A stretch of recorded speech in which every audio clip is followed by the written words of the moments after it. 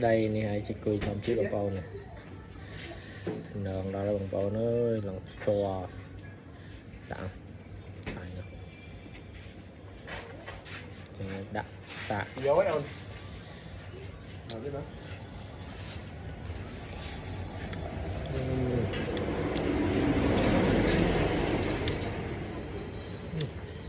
đã trong sờ bọ mà bọ với cái xanh nha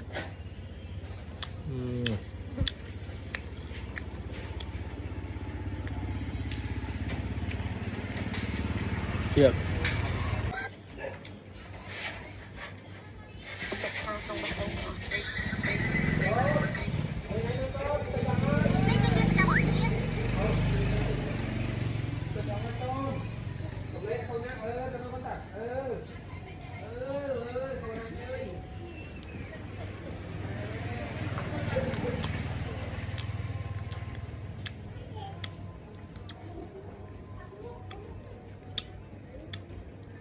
hình chu à mà phải lo lo ông bầu này coi prey thòm chết